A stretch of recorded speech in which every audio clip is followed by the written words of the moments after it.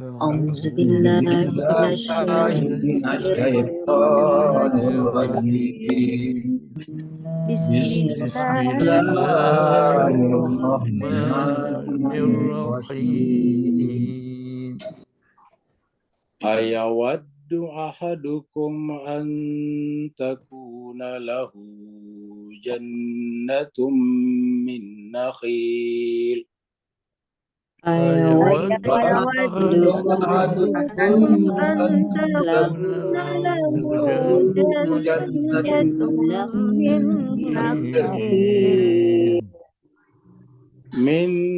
نخيل وأعناب تجري من تحتها الأنهار من نخيل وأعناب تجري من تحتها الأنهار له فيها من كل الثمرات وأصابه الكبر له فيها فيها من من كل كل الثمرات الثمرات وأصابه الكبر وله ذرية ضعفاء فأصابها إعصار وله ذرية ضعفاء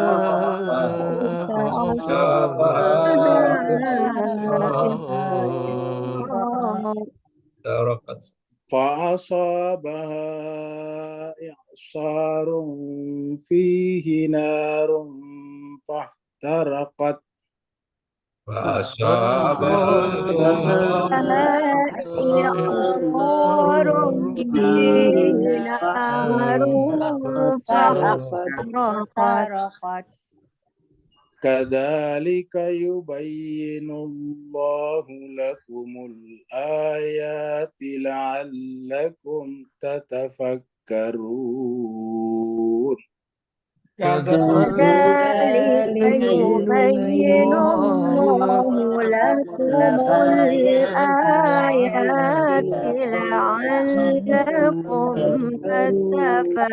تتفكرون يا أيها الذين آمنوا أنفقوا من طيبات ما كسبتم يا أيها الذين آمنوا أنفقوا من طيبات ما كسبتم ومما أخرجنا لكم من الأرض ومما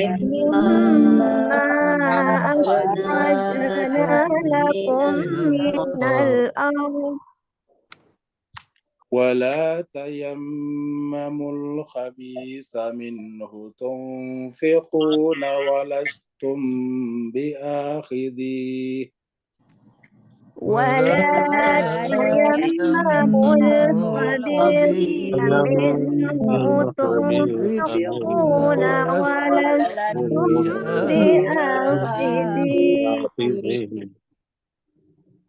ولستم بآخذيه إلا أن تغمضوا فيه ولستم بآخذه إلا أن تغمضوا فيه واعلموا أن الله غني حميد واعلموا أن الله غني حميد الشيطان يعدكم الفقر ويأمركم بالفحشاء الشيطان يعدكم الفقر ويأمركم بالفحشاء والله يعدكم مغفرة منه وفضلا والله يعدكم مغفرة منه وفضلا والله واسع عليم والله واسع عليم. عليم يؤتي الحكمة من يشاء يؤتي الحكمة من يشاء ومن يؤت الحكمة فقد أوتي خيرا كثيرا ومن يؤت الحكمة الحكمة فقد فقد خيرا أوتي خيرا كثيرا وما يذكر إلا أولو الألباب وما وما يذكر يذكر إلا إلا أولو أولو الألباب الألباب وما أنفقتم من نفقة أو نذرتم من نذر وما أنفقتم من نفقة أو نذرتم من نذر فإن الله يعلم وما للظالمين من أنصار فإن الله يعلم وما للظالمين من أنصار صدق الله العلي العظيم صدق الله العلي العظيم اللهم صل وسلم وزد وبارك على رسول الله وآله الأطهار على رسول الله وآله الأطهار اللهم صل على محمد وآله اللهم صل على محمد وآله Bapak Ibu jemaah sekalian, terima kasih banyak telah ikut membaca Al-Quran. Al-Quran adalah dari Allah, maka membaca Al-Quran sama dengan membaca huruf-huruf, kata-kata, ayat-ayat yang juga Allah SWT, malaikat Jibril juga membaca kepada Rasulullah SAW, dan terutama lagi semua ayat ini, semua kata-kata ini juga telah dibaca oleh Rasulullah Muhammad SAW. Kita tahu jemaah sekalian, Safa dan Marwah itu menjadi syair Allah, syiar-syiar Allah, karena pernah di sana wanita suci memijakkan kakinya, yaitu Hajar. Hajar mondar-mandir antara Safa dan Marwah, maka dalam Al-Quran dikatakan, Inna Safa wal Marwata min syairillah. Bagaimana pula dengan ayat-ayat Allah, ayat-ayat Al-Quran, yang Allah sendiri telah membacanya, Jibril telah membacanya, Rasul kita juga telah membacanya, para insan kamil maksumi juga telah membacanya, orang-orang saleh juga membacanya. Maka setiap kali kita membaca ayat-ayat Al-Quran, berarti kita ikut mengambil barokah atau bertabarruk kepada semuanya. Semoga Bapak Ibu sekalian benar-benar dengan ayat yang dibaca tadi mendapatkan keberkahan lahir dan batin. Kita teruskan surat Al-Baqarah kita, surat yang kedua. Al-Baqarah ini artinya sapi betina.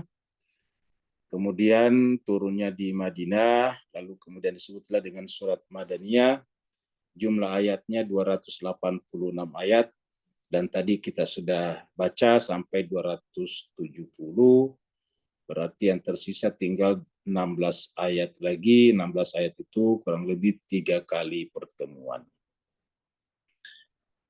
Mari kita melanjutkan surat Al-Baqarah ini dan kita review dari ayat 265.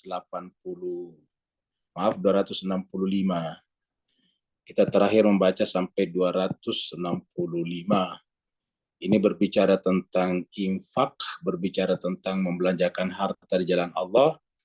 Membelanjakan harta di jalan Allah terutama adalah dalam rangka mencari ridho Allah dan memperkuat hati kita. Selama ini kalau kita berbicara tentang infak, kan kita berpikir tentang orang lain, tentang agama, tentang orang-orang yang tidak mampu, tentang saudara-saudara kita yang tertindas seperti di Gaza atau Palestina sana. Sebetulnya bukan terutama untuk itu. Bahwa memang manfaatnya untuk itu, tetapi terutama adalah seperti dikatakan di ayat yang terakhir kita bahas, adalah dalam rangka mencari ridha Allah dan memperkuat hati kita. Apa arti yang perkuat hati kita? Semakin longgar hubungan kita dengan dunia, semakin kuat hubungan kita dengan Allah. Semakin kuat hubungan kita dengan dunia, semakin longgar hubungan kita dengan Allah. Maka kalau ingin memperkuat hatinya dengan Allah, maka longgarkan hubungannya dengan dunia. Maka infak adalah salah satu cara untuk melonggarkan hubungan kita dengan dunia, ataukah keterikatan kita dengan dunia. Allah SWT berfirman di ayat terakhir yang kita bahas, A'udzubillahi minasyaitonirrajim, Bismillahirrahmanirrahim. Wa masalul ladzina yunfiquna amwalahum ibtigha'a mardatillah. Perumpamaan orang-orang yang membelanjakan hartanya. Yunfiquna amwalahum ibtigha'a mardatillah. Semata-mata karena mencari ridha Allah. Jadi kita lihat tujuannya bukan supaya orang lain dapat manfaat. Orang lain dapat manfaat itu namanya efek samping saja. Kalau berdasarkan ayat ini, tujuan utamanya adalah ibtigha'a mardatillah. Mencari, ibtigha' itu mencari ridho Allah Subhanahu wa taala. Apa namanya ridho Allah? Mencari sesuatu yang Allah senang kepada kita. Ridho itu kan Allah senang kepada kita. Jadi kalau kita ridho juga kepada Allah, kita senang dengan apapun keputusan Allah. Walaupun kelihatannya tidak menyenangkan secara lahiriah. Begitu juga dengan Allah ridho kepada kita, berarti Allah senang kepada kita. Jadi yang kita cari adalah melakukan perbuatan, tindakan, atau amalan yang mengundang kesenangan Allah kepada kita. Wa tasbitan min anfusihim, dan memperkuat diri-diri kita. Jadi dua di sini, mardatil, ibtigha mardatillah, dan isbat, tasbitan min anfusihim. Nah, siapa yang berinfak seperti ini, maka Allah memberikan perumpamaan, kamasali jannatin birabwatin asabah wabilun fa'atat ukulaha di'faini. Perumpamannya adalah seperti taman yang luas, yang indah, di dataran yang tinggi, lalu kemudian datanglah hujan lebat, maka otomatis dalam pikiran semua orang, kebun itu pasti akan subur dan menghasilkan buah berlipat-lipat. Fa'il lam yusibha, seandainya pun tidak ada hujan yang menimpanya, fa'il lam yusibha wabilun fatalla, maka embun-embun gerimis saja sudah cukup. Artinya bahwa tetap subur. Kenapa? Karena berada di dataran yang tinggi. Wallahu bima ta'maluna basir, dan Allah mengetahui apa yang kita semua manusia kerjakan. Jadi intinya kata-kata rabwa itu, dataran tinggi, itu artinya amal perbuatan kita sedapat mungkin diangkat ke atas. Kalau amal perbuatan kita terangkat ke atas, maka dia akan menjadi nilainya otomatis berlipat ganda. Apa artinya diangkat ke atas? Diangkat melampaui, beyond daripada dunia yang materi ini. Melampaui dunia materi ini namanya mardatillah. Seperti itu. Kemudian kita masuk pada ayat baru, ayat 266. Jemaah sekalian berbahagia, setiap orang bekerja selain untuk dirinya, terutama sekali ini, terutama lagi untuk kehidupan dunia, adalah untuk anak keturunan kita. Jadi semua orang berbuat itu berpikir tentang apa yang ditinggalkan di dunia. terutama untuk keturunannya. Tidak ada orang tua manapun yang bercita-cita atau berharap atau berkeinginan meninggalkan anak keturunannya itu menderita di dunia ini. Semuanya kita, maka dari kecil kita mendidik, kita mengedukasi anak-anak kita mengajari mereka mandiri, kita ajari mereka bersekolah, kita ajari mereka bekerja keras supaya nanti mereka bisa mandiri, bisa menghidupi dirinya, keluarganya, syukur-syukur juga bisa membantu orang lain. Semua kita begitu. Nah, Bapak Ibu Jemaat sekalian berbahagia, kalau semua kita begitu, karena tidak ingin anak-anak kita menderita, alangkah naifnya kita apabila kita tidak berpikir seperti itu tentang akhirat kita. Sementara di akhirat itu bukan lagi anak kita, tapi terutama kita. Jadi harusnya berpikir tentang akhirat sama dengan berpikir tentang anak kita, dunia tadinya. Kalau di dunia kita tidak ingin meninggalkan anak kita menderita, harusnya di akhirat juga kita tidak ingin datang ke sana dalam keadaan tidak punya apa-apa. Kita tidak ingin datang ke akhirat dalam keadaan papa. Papa itu fakir, tidak punya apa-apa. Jadi kalau di dunia kita fakir dalam pengertian fakir kepada Allah, itu justru bagus. Dan kalau di akhirat kita fakir dalam keadaan tidak punya apa-apa, ini menjadi masalah. Oleh sebab itulah, agar kehidupan dunia ini kita cari untuk kita wariskan, untuk bermanfaat bagi anak kita dan orang lain, maka sedapat mungkin tindakan amal perbuatan itu melahirkan nilai lain yang melampaui kehidupan dunia ini. Nilai lain yang melampaui kehidupan dunia inilah yang disebut dengan ajar. Bahasa Al-Qur'annya ajar atau bahasa Arabnya ajar. Bahasa kitanya imbalan, reward. Jadi ada rewardnya. Jadi kita berharap agar semuanya itu kita lakukan untuk kita nanti di akhirat. Semuanya itu kita lakukan untuk kita di akhirat, tadi caranya dua, yaitu ibtigha mardatillah wa tasbitan min anfusihim, yaitu mencari ridha Allah dan memperkuat jiwa kita. Kalau ini tidak terjadi, kita rugi, dan inilah yang dikatakan pada ayat berikutnya ini. Ya. Ayawaddu ahadukum antakuna lahu jannatun. Apakah ada di antara kalian, ahadukum itu apakah ada salah seorang di antara kalian yang ingin antakuna menjadi lahu jannatun, yang tadinya memiliki jannah, taman yang indah, min nakhilin, isinya tamannya itu, kebunnya itu adalah nakhilin, kurma, wa nabin, anggur. Jadi kebunnya subur, indah, tadi di dataran tinggi, di sana subur kurmanya, subur juga anggurnya, tajri min tahtihal anhar. Sedemikian suburnya, mengalir di bawahnya sungai-sungai. Tajri min tahtihal anhar. Ini kata-kata tajri min tahtihal anhar sama yang kata-kata atau kalimat yang Allah gunakan selalu untuk surga.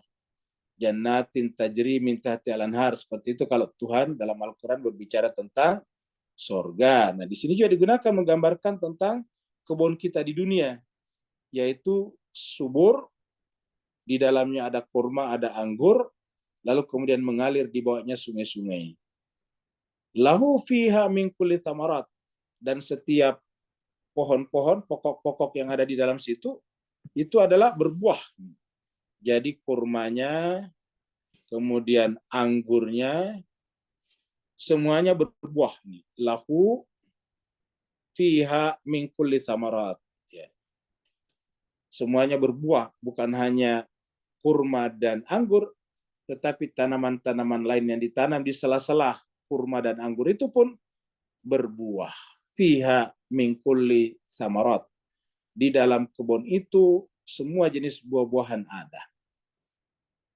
Lalu kemudian kita memelihara kebun itu, setiap tahun kita panen, tetapi kemudian jemaah sekalian berbahagia, asabahu wa asabahul kibaru. Lama-kelamaan karena begitulah hukumnya, kita kemudian menjadi semakin tua renta. Kita sudah menjadi semakin renta, menjadi apa? Menjadi tua, menjadi uzur. Wasabahul kibaru. Ya. Jadi kita semakin tua, walahu dzurriyyatun du'afa. Tetapi kita waktu tua itu, anak-anak kita, keturunan kita masih lemah, maksudnya masih kecil-kecil. Ini kata-kata du'afa. Keturunan kita, walahu dzurriyyatun du'afa. Fa'asabaha i'sarun. ketika tanaman ini kita pelihara untuk kita wariskan kepada anak-anak kita yang masih kecil-kecil ini, zurriyatun du'afa ini, tiba-tiba kebun yang indah ini, kebun yang di dalamnya ada kurma, anggur, dan berbagai macam buah-buahan ini, tiba-tiba asaba tertimpa padanya i'sarun, yaitu angin panas. Di beberapa negara ada namanya angin panas, angin tetapi panas sekali. I'sarun fihi, terkena angin panas padanya. Sehingga apa yang terjadi kemudian? Narun. Sehingga kemudian angin panas itu melahirkan kebakaran. Sehingga kemudian fahtarakat, semua tadi tumbuh-tumbuhan atau pokok-pokok buah-buahan, apa namanya, kurma, anggur, dan berbagai macam tumbuh-tumbuhan yang berbuah di sana, kemudian ihtarakat, terbakar. Jadi semuanya tiba-tiba ihtarakat, fahtarakat, terbakar. Nah, jemaah sekalian, apa kira-kira yang terjadi pada diri kita? Kita bikin kebun ini, hasilnya dan kebunnya untuk kita wariskan kepada anak-anak kita. Dan anak-anak ini masih lemah. Sebagai tanggung jawab agama, kita dilarang meninggalkan anak-anak yang lemah. Zuriatan du'afa atau di'afa. Ya. Kita dilarang meninggalkan anak-anak yang lemah. Kita lihat di sini, jemaah sekalian. Jadi ini terkadang luput dari perhatian kita sebagai orang muslim. Orang muslim itu perhatiannya hanya pada rajin sholat, rajin puasa, puasa-puasa sunat dilakukan. Saya menyaksikan ada orang yang rajinnya melakukan ibadah semuanya luar biasa, tapi tidak mempersiapkan anak-anaknya, tidak mendidik dengan baik. Nah, ini kan melanggar agama, karena agama mengatakan justru jangan sampai kita meninggalkan keturunan. Jadi kita sebagai orang tua, salah satu tanggung jawab kita adalah bekerja keras agar meninggalkan anak-anak kita nantinya jangan sampai menjadi lemah. Mana ayatnya? Coba kita lihat di sini, surat An-Nisa. Surat An-Nisa di sini. Surat An-Nisa ini ayatnya 9. Surat An-Nisa ini surat 4, urutan ayat 9. Allah berfirman, wal yakhshal ladina law taraku. Wal yakhshal ladina law taraku. Hendaklah takut. Yakhsha itu takut. Lam ini, lamnya namanya lamul amr, artinya harusnya takut, wajib takut. Jadi kita ini wajib takut, wajib cemas. Tentang apa? Alladzina, siapa yang harus cemas? Yaitu alladzina, orang-orang yang lau taraku, seandainya meninggalkan, min khalfihim, di belakang mereka, dzurriyyatan di'afa. Ini perhatikannya sekalian. Jadi setiap kita orang beriman itu nanti di bawah ini bertakwa nih, ya. Dan ini falyattaqullah. Jadi ini terkadang luput dari kita, jemaah sekalian. Kita hanya berbicara tentang sholat, puasa, dan sebagainya, tetapi kita lupa bahwa kita disuruh untuk takut. Wal yakhsha. Kata lamnya di sini lam amr namanya, lam perintah. Kalau perintah orang ketiga itu harus pakai lamul amr. Kalau perintah untuk orang kedua di depan kita itu pakai hamzah, namanya hamzah amr, seperti qara yaqra iqra, iqra. Itu pakai kata bantu hamzah atau alif, iqra, ya. Jalasa yajlisu, duduk, ijlis, duduklah. Itu kalau orang di depan kita.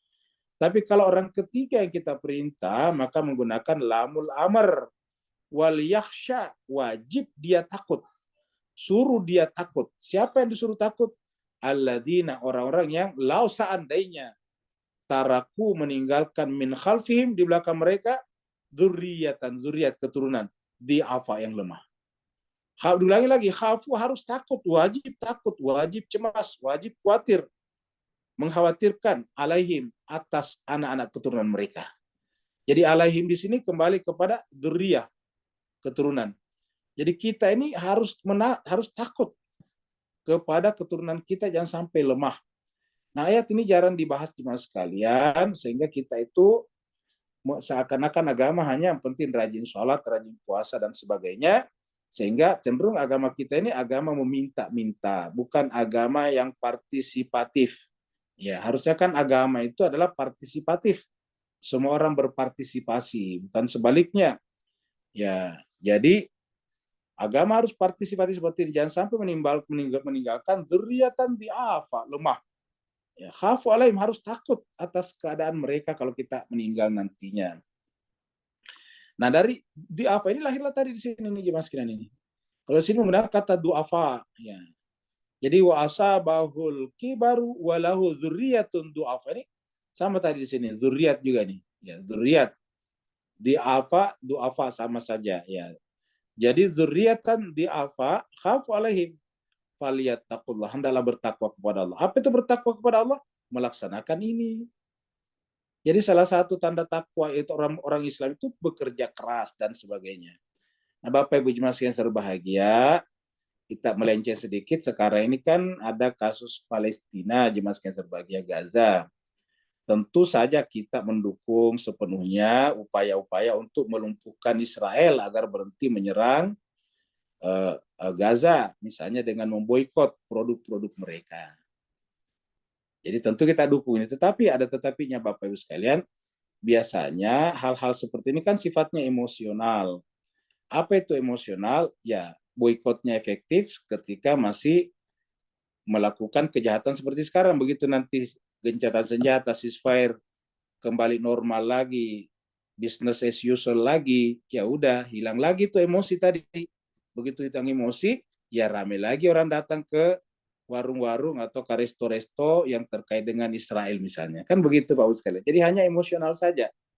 Kembali lagi, bahkan yang tadinya tidak minum, sekarang minum 3 gelas. Kan dirapel, apa namanya, yang dulu tidak diminum, sekarang diminum berkali-kali. Tadinya tidak makan lagi ayam goreng, sekarang makan ayam goreng berbungkus-bungkus. Jadi kembali lagi, lihatlah aja nanti Mas, buktinya sampai sekarang yang seperti ini tetap bertahan. Ini kan namanya resto-resto yang terkait dengan mereka dari dulu sampai sekarang bertahan. Apa sebabnya? Karena kita itu cenderung emosional saja. Waktu marah ya melakukan, begitu normal lagi ya back to basic, kembali ke seperti semula lagi. Nah, inilah jangan sekali. Jadi kita cenderung emosional saja. Padahal ini kan kasus Palestina, kenapa terjadi sekarang? Karena terus-menerus mendapatkan kemakmuran ekonomi. Jadi apa sebetulnya yang membuat Israel bisa melakukan ini? Karena punya senjata seperti rudal? Bukan. Rudal itu kan cuma di belakang sana. Ya, di dalam Al-Quran disebutkan bahwa Israel itu melakukan kejahatan bukan karena punya senjata, tapi terutama karena punya, yaitu kekuatan ekonomi ya dan pengetahuan. Nah, ini yang harus kita lakukan ini. Harusnya senjata ini harus kita usaha untuk merampasnya, yaitu apa? Pengetahuan dan ekonomi. Bagaimana cara merampas keduanya? Yaitu belajar keras dan bekerja keras. Ingat, syaratnya cuma 2. Belajar keras dan bekerja keras. Ya, belajar keras tanpa henti. Kalau kita kan belajarnya Senin Kemis, seperti puasanya juga. Puasanya Senin Kemis nggak apa-apa, itu sunat. Tapi kalau belajar Senin Kemis, tergantung suasana hati, tergantung mood. Wah, ini kan repot jemaah sekalian. Kapan bisa melawan Israel? Israel itu bisa begitu karena dia memiliki pengetahuan. Mayoritas pemenang hadiah Nobel mereka, pemilik kekuatan ekonomi mereka. Ya. Cuma kita kalau diceritakan begini terus mengatakan dia kan curang ya. Walaupun dia curang, kalau dia tidak bekerja keras, tetap aja tidak bisa, Pak Bu sekalian.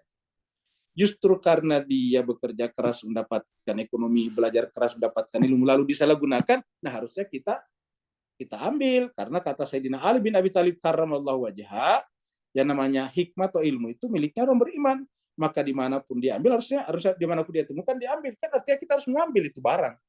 Nah, bagaimana kita itu benda kalau kerja keras, belajar keras. Harusnya menghadapi hal ini kita harus sadar, umat Islam itu harus menjadi pembelajar keras dan pekerja keras. Kalau tidak ya kita itu tadi cuma menjadi tukang ngomel-ngomel saja di grup pada saat kasusnya seperti sekarang. Habis itu nanti ya back to basic lagi, balik lagi ke dasar. Kenapa kita bicarain? Karena Tuhan sudah bilang nih, wal yakhshal ladzina law tarakum min khafihim dzurriatan di'afa, ini jelas disebutkan ini. Kenapa kita diperlakukan seperti ini? Karena kita memang di'afa, kita du'afa. Lalu kenapa sekarang umat Islam sudah mulai berani melakukan perlawanan? Ada satu negara yang bantu mereka, namanya Iran. Semua orang tahu ini. Kenapa bisa Iran bantu? Ya karena dia pintar, pekerja keras dan pembelajar keras. Ya. Dia Syiah? Bukan. Kebetulannya ada dia Syiah. Karena buktinya Irak juga Syiah, Bahrain juga Syiah, Yaman juga Syiah, tetapi kekuatan dari sana. Rudal Yaman dari Iran, Lebanon dari Iran, kan begitu. Bahkan Hamas dari Iran semuanya. Nah, jadi artinya apa? Pekerja keras dan pembelajar keras. Itu syaratnya jemaah sekalian. Kalau kita tidak melakukan ini ya emosional saja. Begitu begini lagi, sekarang tanah Palestina tinggal sedikit. Sekarang sementara ya ceasefire, tetapi ceasefire apa yang terjadi? Ya Gaza sudah babak belur, kan begitu. Butuh dana ratusan triliun untuk bangunnya kembali. Kemudian memperlemah juga posisinya Palestina. Anak-anak yang cikal bakal menjadi penduduk Gaza sudah meninggal 3.000 orang. 3.600 anak-anak. Ya nanti kalau kawin mawin, katakanlah 3.600 ini adalah 1.800 laki-laki, 1.800 perempuan. Kalau melahirkan masing-masing 5, berapa itu jadinya? Tapi karena meninggal ya tidak jadi kawin kan. Nah seperti itulah perhitungannya Israel. Persoalan dikutuk oleh dunia lain soal. Pokoknya saya harus bunuh dulu. Mengurangi penduduk Gaza, sehingga kemudian Israel punya kesempatan untuk memperluas tanahnya, bukan hanya mengambil Gaza dan tepi barat, tapi juga mengambil Lebanon, mengambil juga Mesir, dan sebagainya. Ya, kita akan terus-menerus tertipu seperti ini kalau kita hanya emosional menanggapi kasus-kasus seperti ini. Ya. Lihat Al-Quran ini, bukan saya yang bilang Bapak sekalian ya. Ulangi lagi Bapak sekalian, jangan bilang nanti itu Muslim Malik ngomong begitu. Bukan, ini Al-Quran ini, coba lihat baca ayat ini. وَلْيَخْشَى الَّذِينَ لَوْ تَرَكُوا مِنْ خَلْفِهِمْ ذُرِّيَّةً ضِعَافًا خَافُوا عَلَيْهِمْ. Ya. Hendaklah orang-orang beriman itu takut meninggalkan keturunan mereka lemah sepeninggal mereka. Falyattaqullah ini falyattaqullah ini lamnya juga sama. Jadi kata lihat falyattaqullah sama dengan wal yakhsha. Lamnya lamul amr. Ini lamul amr. Artinya wajib kita takut kepada keturunan kita tinggalkan lemah sebagaimana kita wajibnya bertakwa kepada Allah. Waliyattaqullah waliyaqulu qaulan sadida. Nah, yang ketiga sama juga. Liyaqulu juga ini lamul amr juga. Jadi ada 3 amr di sini. Amr takut kepada keturunan kita tinggalkan dalam keadaan lemah. Yang kedua adalah amr untuk bertakwa kepada Allah. Yang ketiga, amr itu yaqulu qaulan sadida. Berkata-kata dengan kata-kata yang berkualitas, berbobot, ya, benar dan berbobot. Tidak berkata asal saja, mengumpat sana sini.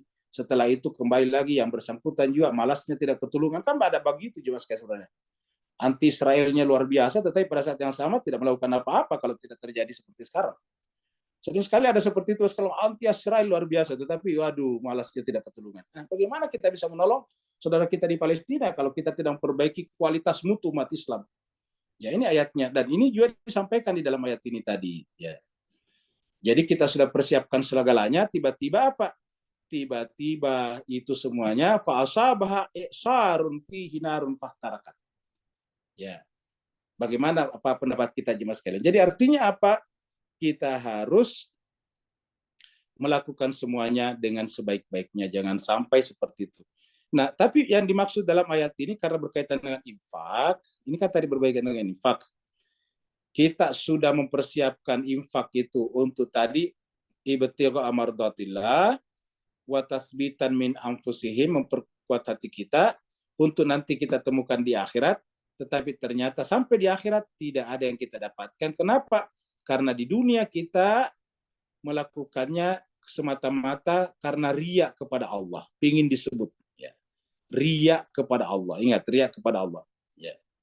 Jadi orang yang berbuat itu tidak banyak ngomong, tidak banyak cincong, jemaah sekalian bahagia. Biasanya kalau banyak cincong, banyak ngomong, justru tidak berbuat. Kan biasa kita dengar dalam pepatah Melayu mengatakan kita tidak boleh seperti kata dalam tempurung atau seperti apa itu, tong kosong nyaring bunyinya. Ingat, ada pepatah Melayu mengatakan tong kosong nyaring bunyinya. Kalau ada nyaring bunyinya biasanya tong kosong. Kalau bunyinya jarang itu justru berisi biasanya.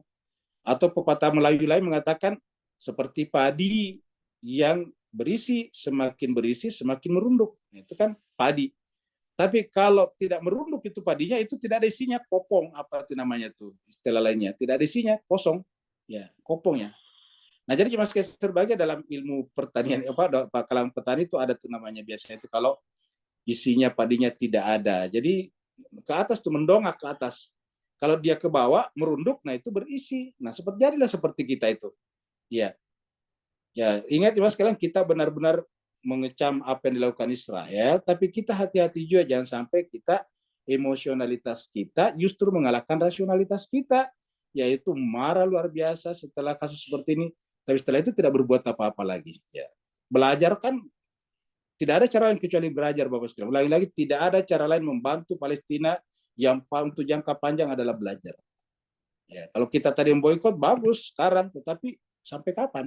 Buktinya yang namanya merek-merek ataukah resto-resto yang terkait dengan mereka dari dulu sampai sekarang bertahan. Kenapa? Ya karena tadi boikotnya emosional. Ya.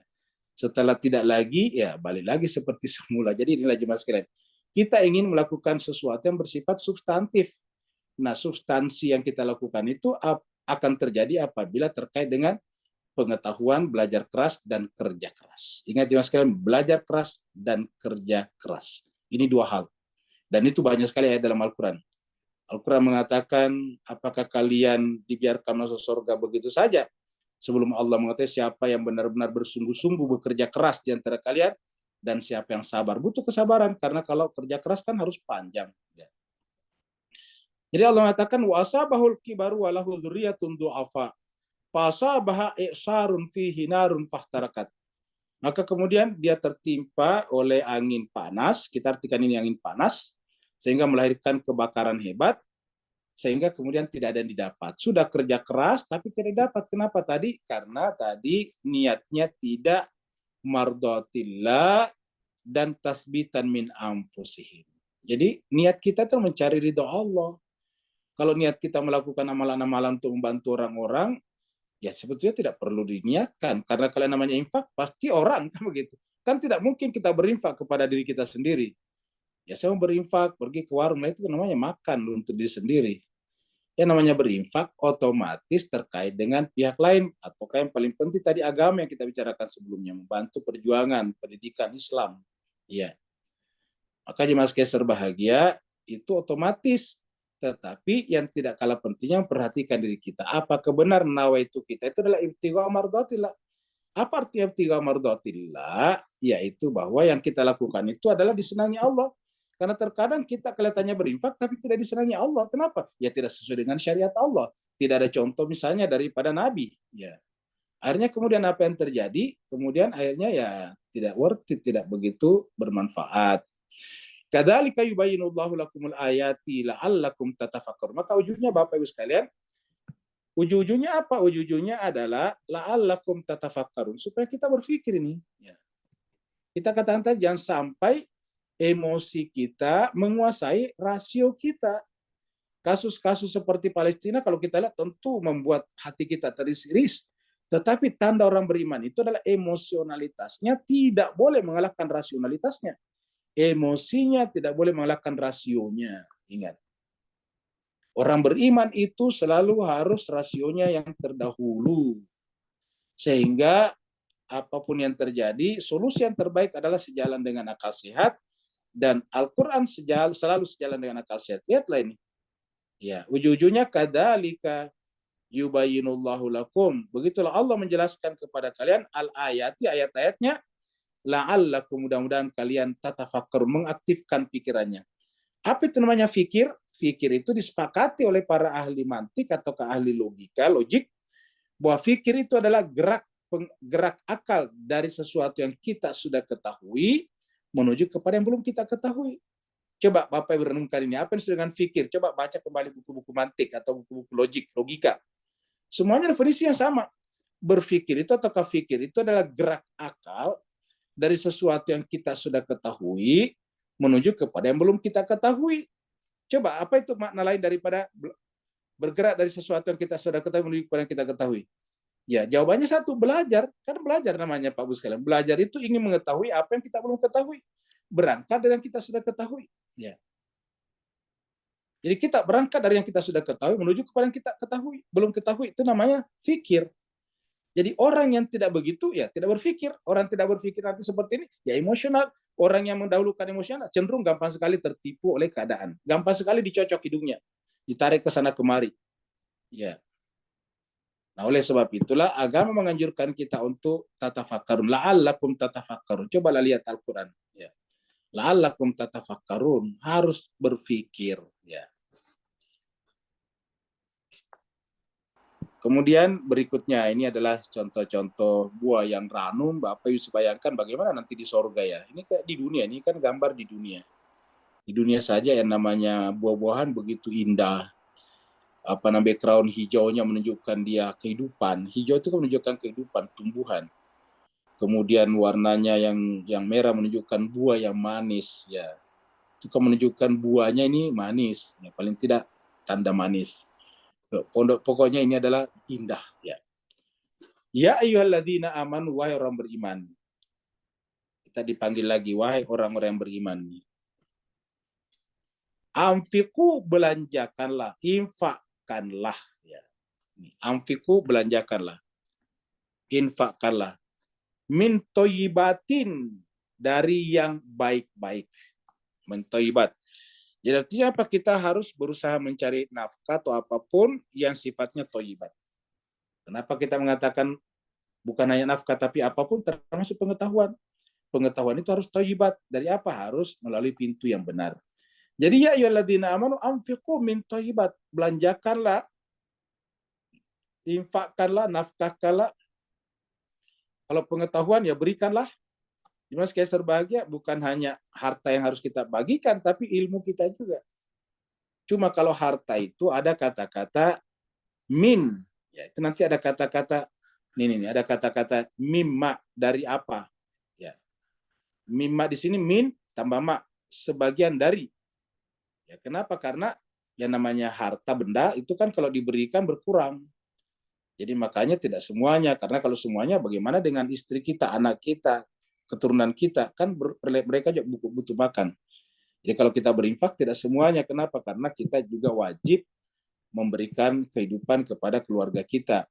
Tapi kalau ilmu, ya tidak perlu ada pembatasan. Kenapa? Karena ilmu tidak berkurang. Ya, ilmu tidak berkurang. Nah masalahnya Pak Bus Cancer bahagia, banyak orang berilmu sekarang malas memberikan ilmunya padahal tidak berkurang. Kalau hartanya orang kita minta berinfak, kenapa orang berilmu tidak membagikan ilmunya? Padahal hartanya orang kalau dibagikan itu kan berkurang. Ilmu kita kalau dibagikan kan tidak berkurang. Jadi harusnya orang-orang berilmu itu tidak perlu ada pelit, tidak perlu ada rasa kikir membagikan ilmunya. Kenapa? Ilmu kalau dibagi tidak berkurang. Beda kalau harta dibagi berkurang. Kita punya uang 100.000 dibagi 50.000 ya tentu tinggal 50.000. Ya. Jadi kalau ilmu kita punya ilmu 100 dibagi 100-100-nya tidak habis, bahkan bisa bertambah. Nah, jadi Mas Kesra kita sampaikan toibat di sini bukan hanya harta, tetapi juga ilmu kita. Saya sampaikan ini karena sering sekali tidak sedikit orang, ya, terutama tidak sedikit, kita bicara saja ilmuwan, bukan hanya ulama. Ilmuwan menganjurkan orang yang berharta membelanjakan hartanya, tapi dia sendiri tidak membagi ilmunya secara percuma, kan begitu. Secara gratis maksudnya. Bukan kita di Indonesia, kalau teman kita di Malaysia dan Singapura itu gratis itu percuma. Jadi percuma artinya gratis ya. Bukan bahasa kita. Kalau bahasa Indonesia percuma tidak ada gunanya ya. Jadi ya ayyuhalladzina amanu anfiqu min thayyibat. Jadi belanjakanlah sebagian dari apa yang min thayyibat. Jadi yang suci, yang baik-baik. Ya, jadi kita berharap orang-orang berilmu, para ustadz, para satis, janganlah pelit-pelit membagi ilmunya. Kenapa? Kok tidak kurang juga ya. Tidak kurang. Ilmu kita sudah ditulis, dibagi bukunya tetap ada di kepala kan, tidak hilang itu. Ya, jadi nggak perlu pelit-pelit. Ya, seperti mana Allah membagi itu secara gratis. Kita ini harus berakhlak dengan akhlak Allah. Jadi bayangkan kalau semua orang berilmu tidak pelit, itu kan masyarakat jadi pinter. Kenapa? Ya, apa namanya?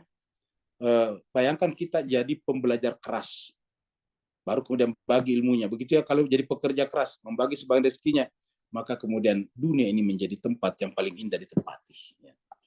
Jadi jangan sebaliknya, orang berharta diminta berinfak, orang berilmu tidak mau berinfak. Ini kan terbalik Bapak Ibu sekalian. Ya ayyuhalladzina amanu, orang beriman, anfiqu, infakkanlah, min thayyibat, sebagian daripada yang suci-suci. yang baik-baik. Maka sabetum, apa yang telah kalian perbuat.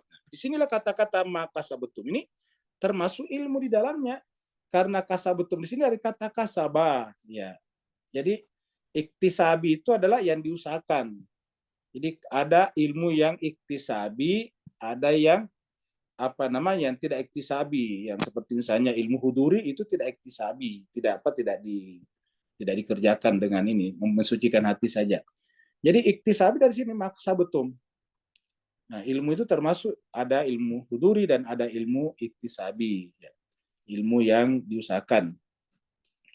Jadi maka sabetum wa mimma, dan dari apa-apa akhrajna yang kami keluarkan lakum untuk kalian.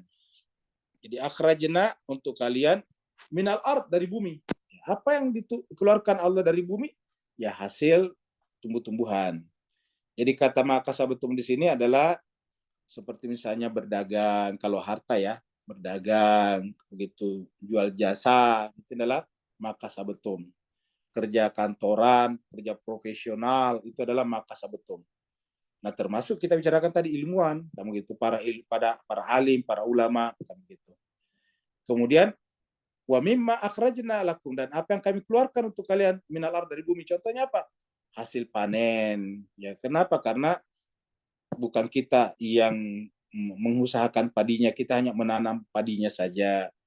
Nelayan itu yang lebih luar biasa lagi, nelayan. Kalau petani masih mencangkul, kalau nelayan tinggal pergi memancing. Bukan nelayan yang kasih makan ikannya, bukan nelayan yang memelihara lautan. Nelayan itu tinggal pergi saja memancing, memukat, dan seterusnya. Jadi masuk kategori mimma akhrajna lakum minal ard. Wala tayammamul khabisa minhu. Jangan kamu memilih yang buruk-buruk. Jadi kalau kita berinfak, jangan pilih yang buruk-buruk. Ya, jangan pilih yang paling tidak laku. Kan rata-rata kan kalau kita membelanjakan harta kita di jalan Allah, cari yang paling kecil kan begitu. Biasanya kalau kita berinfak itu cari yang paling kecil. Begitu untuk bersenang-senang, cari yang paling besar, kan begitu jemaah sekalian. Nah, Al-Quran katakan wala yatayammamu al-khabitha. Ingat jemaah sekalian, ini berlaku juga para alim ulama, para ilmuwan juga. Ya, jangan membagi ilmunya yang tidak bermanfaat. Kalau yang bermanfaat suruh bayar orang mahal-mahal, kan ya sama juga dengan itu. Al-Quran katakan dalam hal berinfak wa la tayammamul khabisa. Tapi yang menarik jemaah sekalian, ini menggunakan kata tayammamu. Bapak Ibu pasti biasa mendengar kata tayammamu. Tayammamu itu kita gunakan dalam Al-Quran. Tayammamu ini kan kata kerja. Menjadi yang terkenal dalam bahasa sehari-hari kita tayammum. Jadi kalau kita tidak ada air untuk berwudu, itu tayammum, kan begitu. Tayammum itu kalau kita lihat dalam Al-Quran, tayammamu tulisannya juga sama persis. Kenapa? Karena tayammum itu artinya alternatif, bukan utama. Yang namanya alternatif itu kan jalan terpaksa. Ingat, yang namanya tayammum itu terpaksa. Jadi terpaksa memilih yang kecil. Kenapa? Karena pelitnya tidak ketulungan. Gitu. Kikirnya tidak ketulungan. Kikirnya tidak ketulungan, maka dicari yang paling kecil. Lihat tadi itu ilustrasi video kita. Cari-cari yang paling kecil. Ya, ada jumlah 100, ada jumlah 50, 20, yang dicari yang paling kecil, ada angka 5 di sana, kayak gitu-gitulah. Ya, jadi wala tayammamul khabisa, jangan pilih yang buruk-buruk, yang khabisa. Ya. Minhu, daripada harta itu. Kata-kata minhu di sini, hu-nya di sini kembali kepada ini tadi. Kembali kepada nima, kembali kepada nima juga di sini nih. Minhu mimma, ya, ini mimma. Ini ada maknya di sini juga nih. Jangan cari yang buruk-buruk dari ini. Jangan cari yang kurang bermanfaat dari ini. Ya.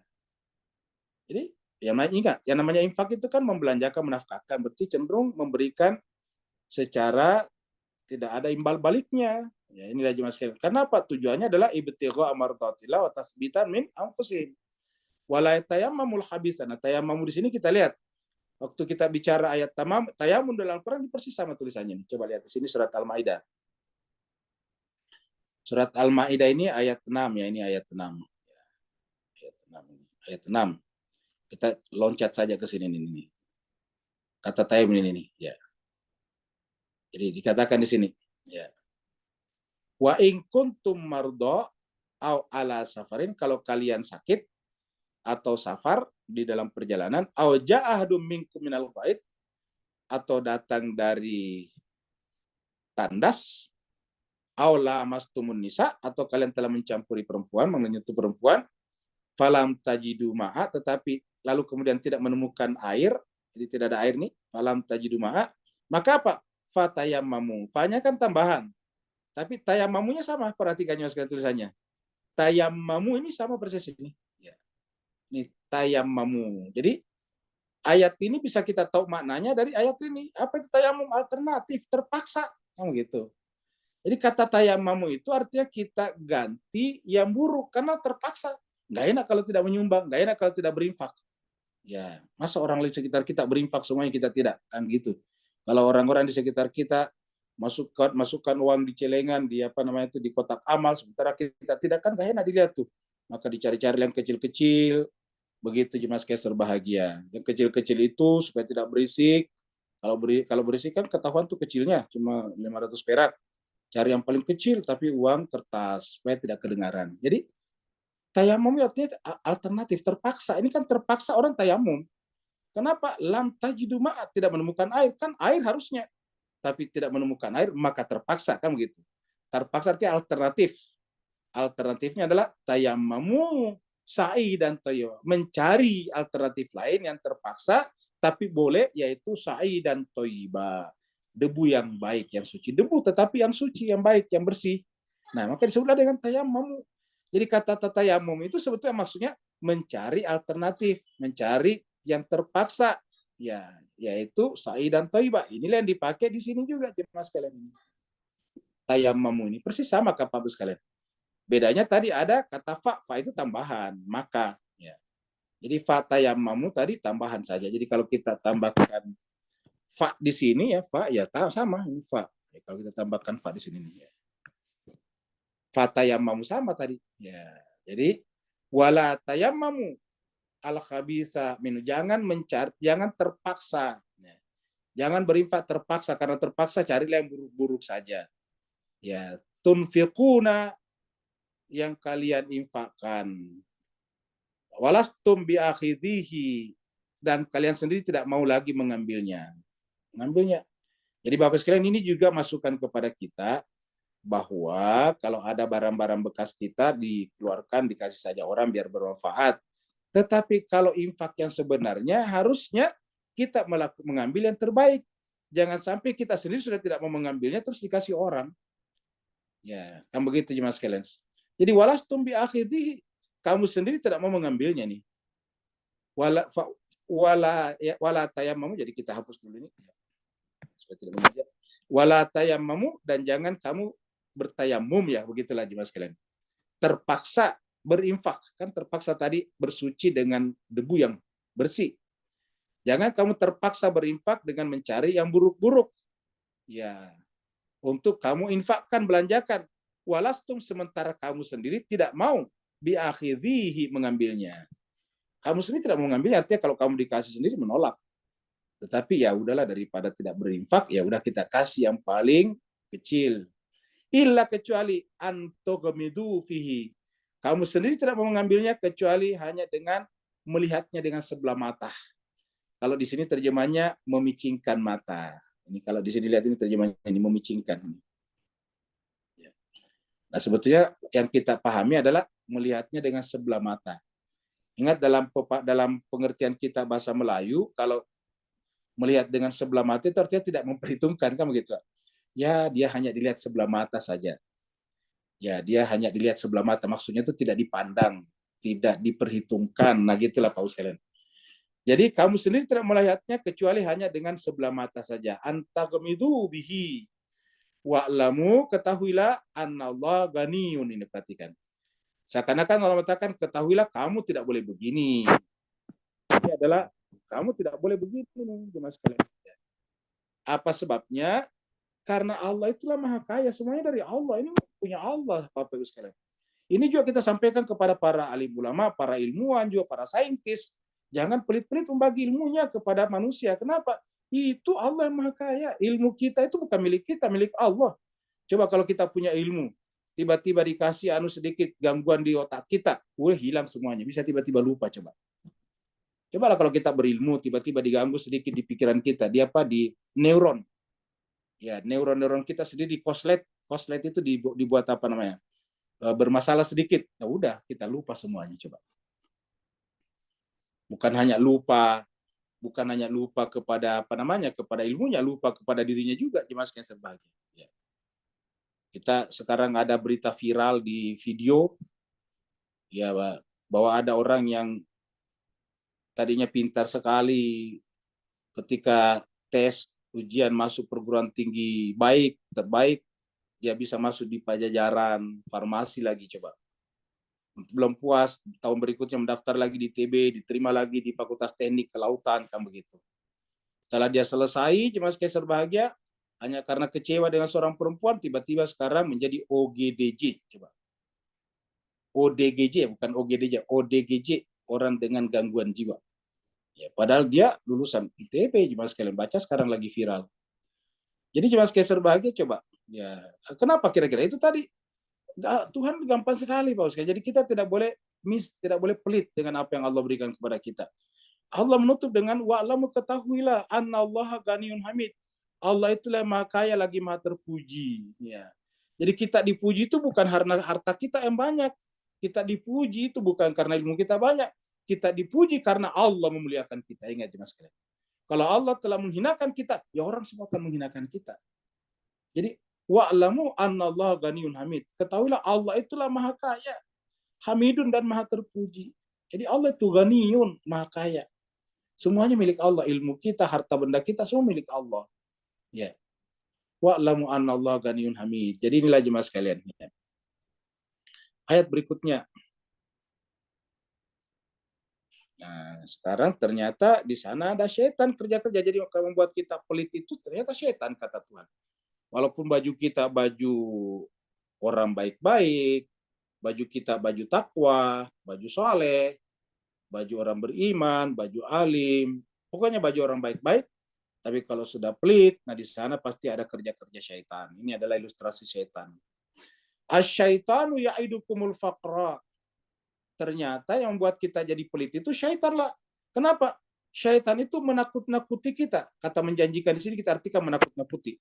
Karena menjanjikan yang buruk kan menakuti namanya, Pak sekalian. Secara bahasa, wa'ada itu menjanjikan. Tetapi kalau menjanjikan yang buruk kan namanya menakut-nakuti. Kan begitu. Awas lah, jangan lewat sana. Nanti kamu lewat sana itu tiba-tiba ada genderuwo, kan begitu. Nah itu namanya menjanjikan, ada di sana genderuwo. Itu namanya menakut-nakuti. Nah, asyaitanu ya'idukumul faqra. Syaitan itu menakut-nakuti kamu dengan kefakiran ini. Jadi dia menakut-nakuti kalau kamu berinfak nanti kamu fakir, kan gitu. Ya'idukumul faqra. Kalau kamu bagi ilmumu nanti gimana, kan begitu. Ya. Sehingga semuanya ilmunya pun semua satu kata, satu huruf pun diperjualbelikan. Coba. Jadi asyaitanu ya'idukumul faqra. Syaitan itulah yang menjanjikan menakut-nakuti kalian dengan kefakiran. Ingat Bapak sekalian, camkan sekali lagi, ini bukan kata saya, ini kita baca Al-Quran. Karena nanti ada yang mengatakan itu Rusli Malik begitu ngomongnya. Ini bukan ngomong saya, ini Bapak baca sendiri nih. Ibu-ibu bisa baca sendiri nih. Ya. Jadi kalau ada orang pelit itu adalah setan. Ini berdasarkan ayat ini. Asyaitanu ya'idukumul faqra. Makanya Bapak sekalian, banyak orang yang tidak membaca Al-Quran dari awal sampai akhir secara berurutan seperti ini. Karena banyak sekali topeng yang terbuka. Ya. Asyaitanu ya'idukumul faqra. Syaitan itu menakut-nakuti kalian dengan kefakiran. Wa ya'murukum bil fahsya. Lalu kemudian menyuruh kalian melakukan perbuatan fahsya, ini al-fahsya. Mana buktinya? Tadi kalau kita berinfak di jalan Allah itu cari yang paling kecil, pelit. Tapi begitu melakukan yang menyenangkan, terutama yang perbuatan kejahatan, banyak sekali. Kalau orang berjudi bisa habis-habisan, ya. Ada yang bahkan untuk berjudi jual rumahnya, jual tanahnya, jual properti yang lain untuk berjudi. Ya. Dan coba tiba-tiba minta bantuannya untuk membayarkan kos biaya sekolah orang anak yatim atau orang yang tidak bisa sekolah. Waduh, banyak sekali alasannya. Ya. Jadi asyaitanu ya'idukumul faqra wa ya'murukum bil fahsya. Syaitanlah yang menakut-nakuti kalian dengan kefakiran. Setelah kita ditakut-takuti dengan kefakiran, sehingga kita menjadi pelit, tidak mau berinfak. Nah, pada saat yang sama, menyuruh kita royal. Royal itu apa? Gampang menghabiskan uang untuk bil fasya. Untuk perbuatan-perbuatan yang sia-sia. Perbuatan fasya, perbuatan yang buruk. Fasya itu kita artikan mulai dari buruk sampai kepada yang sia-sia. Jadi perbuatan sia-sia kita melakukannya. Ya. Jadi wayak merukum bil fasya, memerintah kalian untuk melakukan perbuatan-perbuatan yang fasya seperti itu. Ya. Wallahu ya'idukum maghfiratan minhu wa fadlan. Dan Allah SWT menjanjikan kalian. Menjanjikan, ini baru cocok menjanjikan, karena apa yang bagus? Menjanjikan ataukah memotivasi kalian untuk melakukan infak demi apa? Maghfiratan, untuk mendapatkan maghfirah ini. Ampunan. Minhu daripadanya, dan apalagi wafadlan, dan karunia. Jadi artinya kalau kita berinfak, kita dapatkan ampunan, kita dapatkan fadlan. Inilah yang disebut dengan mardotillah, ridho Allah. Karena ini disenangi Allah. Jadi yang di atas kata-kata ibtigha mardotillah itu bukan hanya niat, tetapi kita melakukan perbuatan yang disenangi Allah. Makanya seperti kita katakan di sini jemaah sekalian berbahagia, bukan kita tidak setuju dengan berkah pada hari Jumat, bukan. Tapi kalau dibagi-bagi di masjid, orang masjid kan bukan orang fakir, bukan orang miskin. Kenapa tidak dibagi-bagi di sekolah-sekolah, di pesantren-pesantren, di hausa-hausa yang miskin? Banyak sekali Pak Bu sekalian. Ya, banyak sekali kita punya pesantren itu, mohon maaf, beri maaf, yang mereka kudisan. Kenapa? Karena mereka ala kadarnya di sana. Ya. Makan ala kadarnya, mandi ala kadarnya. Kenapa? Dia tidak bayar juga jemaah sekalian berbahagia. Tidak ada juga yang menghidupi pesantrennya, kiainya dan sebagainya. Akhirnya kemudian semuanya serba terbatas. Sementara orang tinggal di kota membelanjakan hartanya untuk orang-orang sudah di masjid. Di masjid itu mereka orang-orang sudah bersih, orang-orang yang sudah di rumahnya sudah disiapkan makanan orang tuanya, terus hari Jumat dapat lagi pembagian-pembagian. Ini yang kita tidak setuju Pak Bu sekalian. Marilah kita melakukan sesuatu seperti yang Allah inginkan, bukan seperti hawa nafsu kita inginkan. Berbuat baik itu tidak boleh berdasarkan hawa nafsu kita, tapi berdasarkan Al-Quran juga. Al-Quran mengatakan betapa banyak orang yang kelihatannya berbuat baik, tapi padahal itu buruk. Surat Al-Kahfi. Ya. Jadi banyak orang mengaku dirinya berbuat baik, tapi sebetulnya berbuat buruk. Jadi Al-Quran mengatakan, ya, asyaitanu ya'idukumul faqra wa ya'murukum bil fasya, wallahu ya'idukum maghfiratan minhu wa fadlan. Inilah yang Allah inginkan. Jadi motif kita, tujuan kita berinfak kita atau membantu agama Allah adalah mencari ridha Allah pertama tadi. Apa cari ridha Allah? Kita melakukannya seperti tuntunan Allah dalam Al-Quran. Ingat, seperti tuntunan Allah dalam Al-Quran. Bukan seperti maunya kita. Ya. Kalau maunya seperti kita, berarti kita mengeluarkan sesuatu bukan tasbitan min anfusina. Bukan memperkuat hati kita, tapi justru melemahkannya. Kenapa? Karena semakin egoistik kita. Kenapa? Kita berbuat berdasarkan ego kita, dan kita berbuat bukan berdasarkan Al-Quran. Ingat Nabi Muhammad kita, kenapa dipujikan dalam Al-Quran? Karena wa ma yantiqu anil hawa in huwa illa wahyun yuha. Nabi Muhammad kita tidak pernah berkata-kata berdasarkan hawa nafsunya. Kecuali bahwa yang disampaikan itu adalah wahyu. Ingat, wahyu. Ya. Jadi, wallahu ya'idukum maghfiratan minhu wa fadlan, dan karunia. Wallahu wasi'un alim, dan Allah itu maha luas ilmunya. Wasi'un alim. Ya. Artinya apa? Ya nggak perlu takut. Allah itu maha luas, tapi sekaligus maha mengetahui. Ya. Maha luas ilmunya dan maha mengetahui. Kita merajak lagi kepada ayat berikutnya. Ini ayat berikutnya paling penting Bapak sekalian. Ayat menurut saya ayat di antara ayat yang paling indah di dalam Al-Quran, dan di dalam surat Al-Baqarah tempatnya adalah ayat berikut ini. Yaitu, jangan lupa ayatnya 269. 269. Ya. Yaitu hikmah. Hikmah itu adalah pengetahuan paling sempurna. Ya. Pengetahuan yang tidak mengandung lagi kebatilan, kesalahan, namanya hikmah. Pengetahuan yang tidak mengandung kebenaran ini juga akan berdampak pada jiwa dan perbuatan, sehingga perbuatannya disebut dengan akhlakul karimah. Ya, kita lihat. Yu'til hikmata mayyasha. Jadi Bapak Ibu perhatikan ayat hikmah ini tiba-tiba muncul di tengah-tengah infak. Kan tadi di atas ini bicara tentang infak. Nanti setelah ini bicara infak lagi. Jadi hikmah itu tidak bisa didapatkan kalau tidak menginfakkan apa yang Allah berikan kepada kita. Baik itu harta benda ataupun ilmu kita. Ingat, harta benda dan ilmu kita. Itu baru kita dapatkan hikmah. Jadi hikmah ini berada di tengah-tengah ayat infak, bahwasanya untuk mendapatkan hikmah itu harus melepaskan jiwa kita dari jeratan-jeratan ego kita yang terikut melalui harta dan apa yang kita miliki termasuk pengetahuan. Makanya kata Imam Khomeini, pengetahuan itu pun bisa menjadi hijab. Pengetahuan bisa jadi hijab. Kenapa? Karena kalau dengan pengetahuan kita menjadi egoistik, dengan pengetahuan kita menjadi pelit, berarti kita ilmunya menjadi hijab namanya. Dan siapa yang ilmunya menjadi hijab tidak bisa mencapai derajat hikmah. Sementara tujuannya agama datang kan hikmah. Berkali-kali kita menunjukkan di sini ayat seperti surat Al-Baqarah ini, ayat 151, itu kan ada hikmah juga kita bicarakan di sana. Surat yang paling sering kita angkat lagi, surat Al-Jum'ah, surat 62, ayatnya 2, itu juga. Walladzi ba'atha fil ummiyina rasulan minhum yatlu alaihim ayati wa yuzakkihim wa yu'allimuhumul kitaba wal hikmah. Jadi puncaknya hikmah. Nah, kita lihat juga sini surat Al-Imran. Di sini ada surat Al-Imrannya.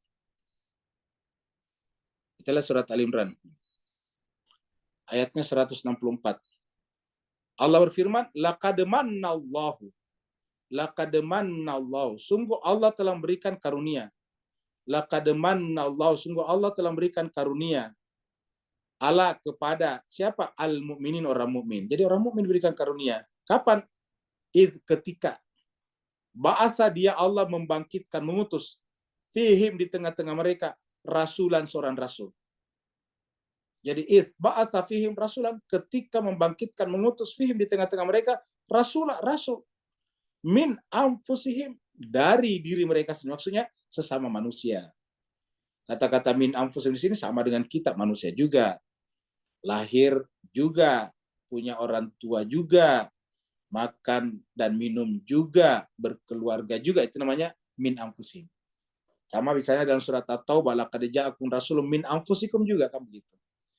Jadi laqad mannallahu 'alal mu'minina idz ba'atsa fihim rasulan min anfusihim. Apa yang dilakukan oleh rasul ini? Yatlu 'alaihim ayati, membacakan, mengajarkan kepada manusia ayati, ayat-ayatnya. Jadi tugasnya Nabi menyampaikan ayat-ayatnya. Wa yuzakkihim, mensucikan mereka, maksudnya mengajari mereka untuk membersihkan hati, mensucikan jiwa tadi. Ya. Yang kedua, yang ketiga, wa yu'allimuhumul kitab, mengajarkan kitab suci.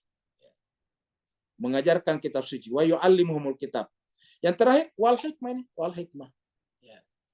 Wa in kanu, dan sesungguhnya kanu dulu sebelum mereka melakukan ini, min qabl sebelumnya, lafi benar-benar berada dalalin, kesesatan mubin yang nyata. Jadi manusia sebelum sampai ke sini benar-benar sebelumnya berada dalam kesesatan yang nyata. Maka dikatakan di sini laqad mannallahu 'alal mu'minin.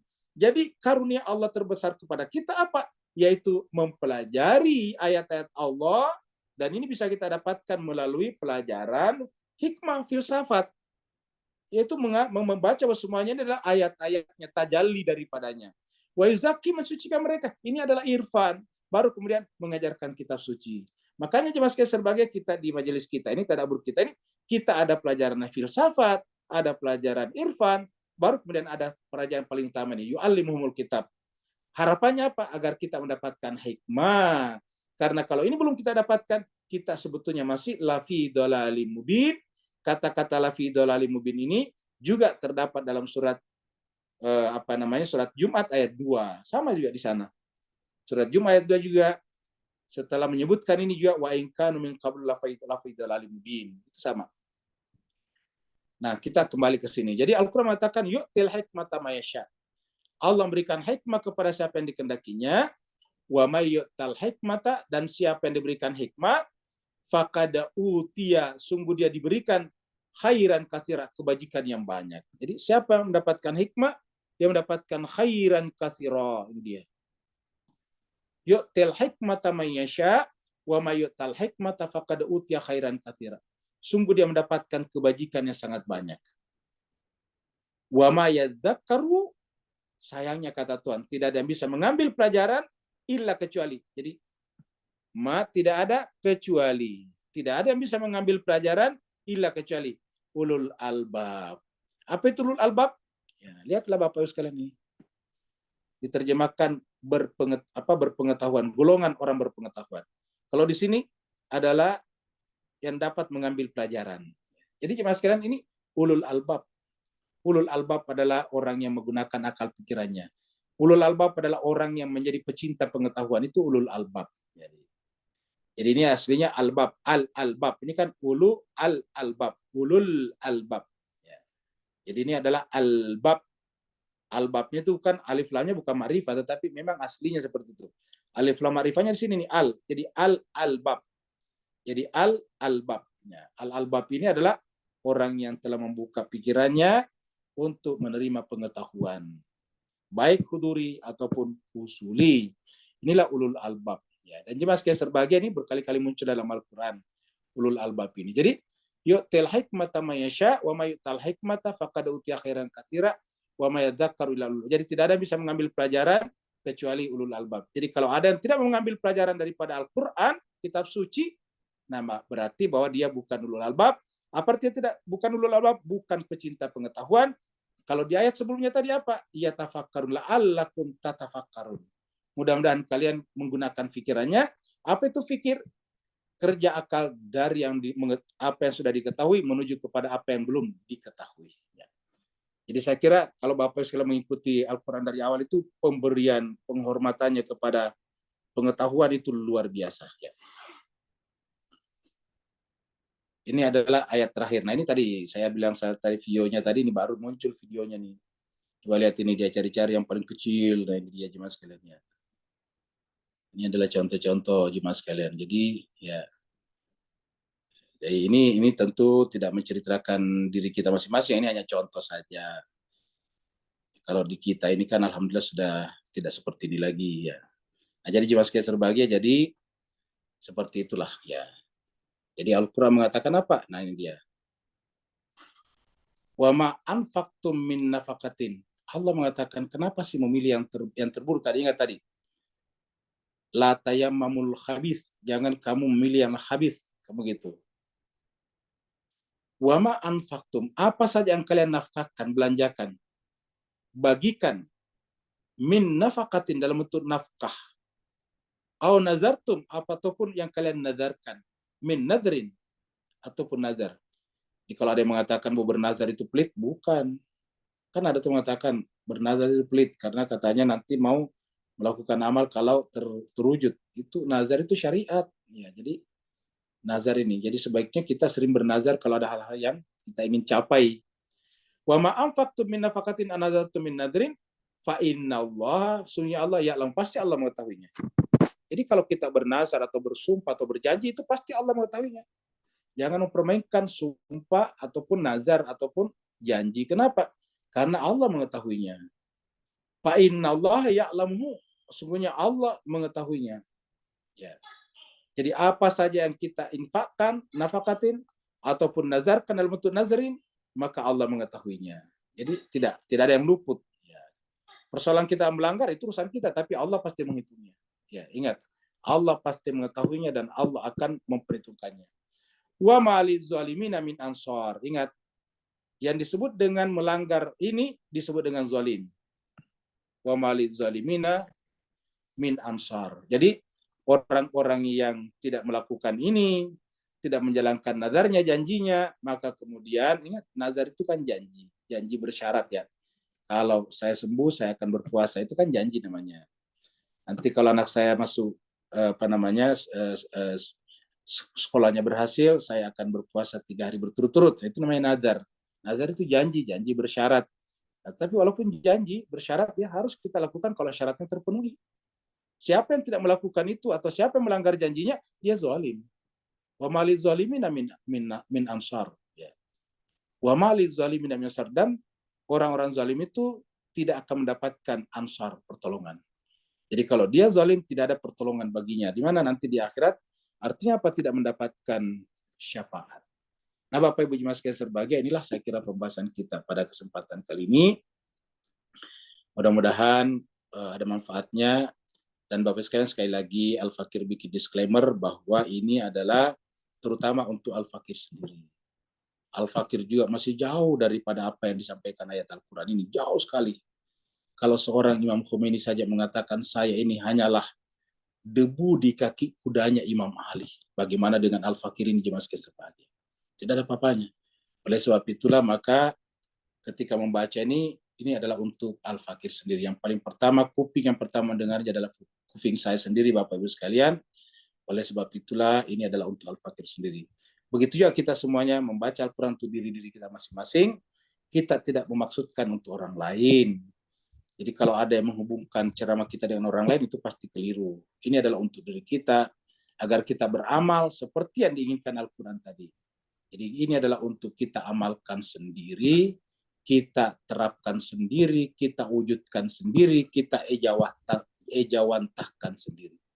Mudah-mudahan kita selalu terbimbing, terguide, tertuntun oleh Allah SWT dari setiap saat, kapan saja, sampai akhir hayat kita. Terima kasih banyak atas perhatiannya, mohon maaf atas segala kekurangannya. Kalau benar dari Allah, dari Al-Quran, kalau salah khilaf adalah dari Al-Fakir sendiri, dan mohon dimaafkan dan ditinggalkan saja. Ya, mau bertanya, dipersilakan.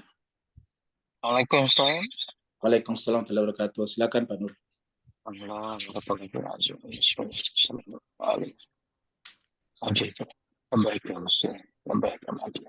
Ustaz, soalannya tersirat di balik semua cerita-cerita duniawi tadi, satu tafsiran bahawa apa-apa yang kita laburkan boleh jadi di akhirat akan lebur. Tapi kalau kita punya innama a'malu biniat tadi adalah bertepatan dengan apa yang jadi syurgawi dekat akhirat, maka Allah kekalkan dia menjadi taman sebagaimana kita telah menanam amalan-amalan tadi dengan ikhlas. Lantas itulah buah-buah amalan kita yang Allah ingin kita ambil peduli. Walaupun cerita tadi cerita dunawi, sebenarnya dia adalah tajali ukhrawi kita. Beri pencerahan dan teguran Ustaz. Baik, terima kasih banyak Pak Nur. Jadi benar bahwasanya ayat-ayat tadi berbicara tentang dunia ini, tetapi sebetulnya untuk akhirat. Jadi tadi taman-taman yang dimaksud itu adalah untuk akhirat. Jadi betapa banyak orang yang telah membuat surganya di akhirat, tetapi kemudian merusakkannya. Dengan apa? Dengan niat tadinya. Yaitu niatnya bukan untuk mardatillah, ibtigha mardatillah, bukan untuk tasbitan li anfusihim, bukan untuk kemaslahatan jiwanya, tetapi untuk riya semata-mata karena supaya dilihat oleh manusia. Riya an-nas, riya. Nah, itulah yang harus kita perbaiki. Maka kata kuncinya di sini adalah yaitu niat, nawaitu. Nabi pun telah mengungkapkan innamal a'malu binniyat. Sungguhnya amal itu sangat ditentukan oleh niatnya. Dan yang seperti ini berkali-kali disebutkan dalam Al-Quran. Bahkan dikatakan bahwa niat yang benar itu akan membuka cakrawala hati dan pikiran kita, bukan hanya untuk melihat tajalli Allah di semua alam semesta, tetapi juga pada setiap huruf-huruf dalam Al-Quran. Itulah sebabnya kata-kata mardatillah ini juga di dalam Al-Quran dikaitkan dengan mengetahui kebenaran Al-Quran. Kita bisa lihat misalnya di dalam surat Ar-Ra'd, kita sepintas melihat dulu surat Ar-Ra'd di sini ya.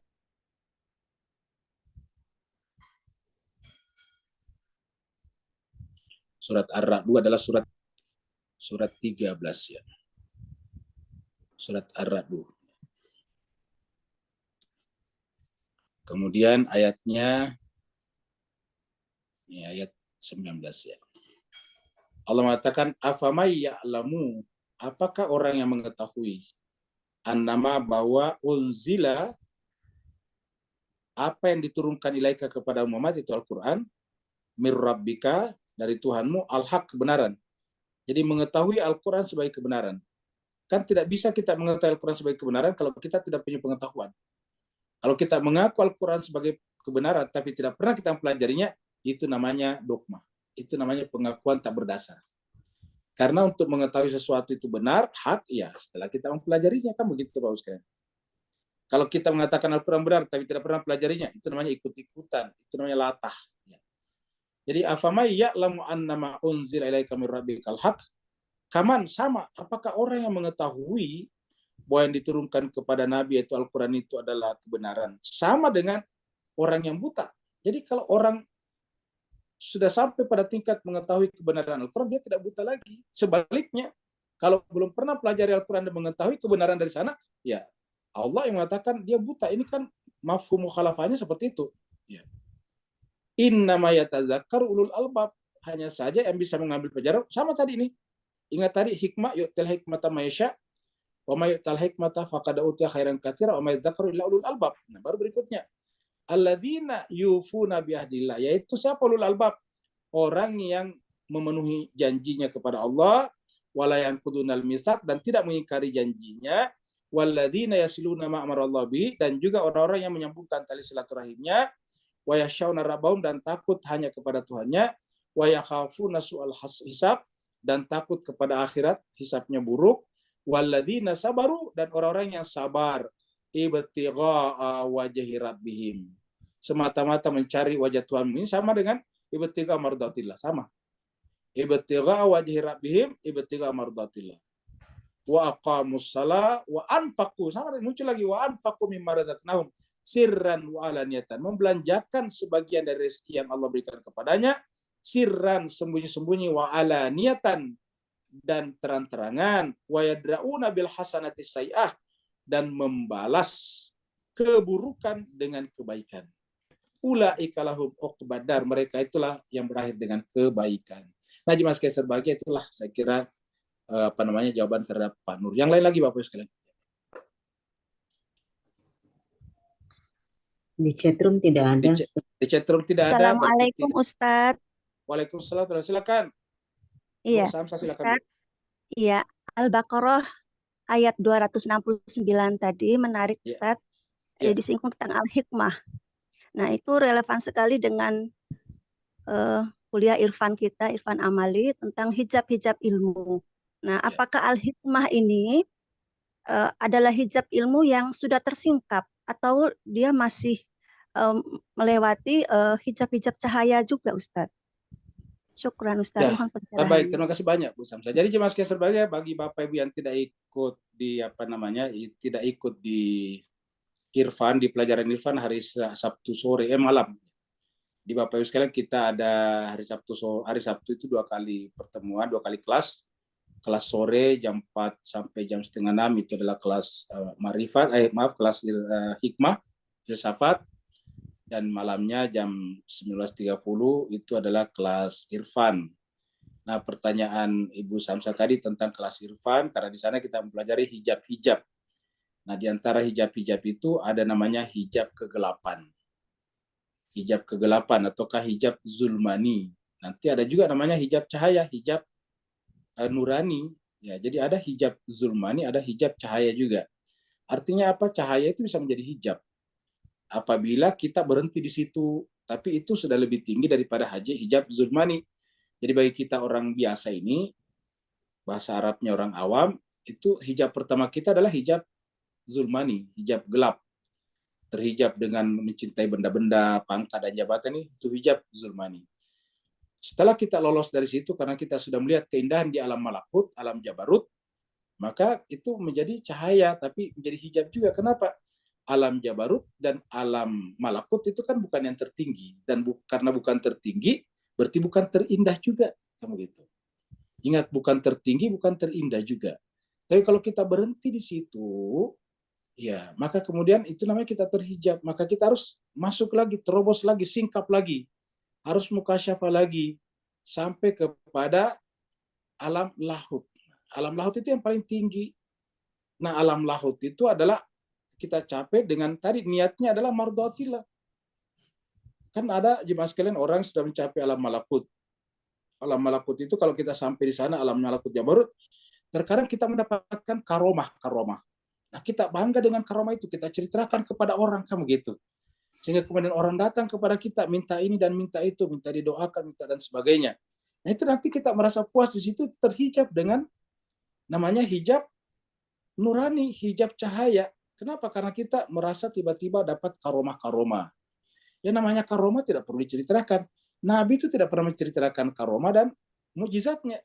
Siapa yang menceritakannya? Ya Al-Quran, bukan Nabi menceritakannya. Nabi tidak pernah menceritakan, apalagi membanggakan. Karena kalau kita menceritakan dan membanggakan, nah itu menjadi hijab namanya. Maka kita harus singkap lagi itu.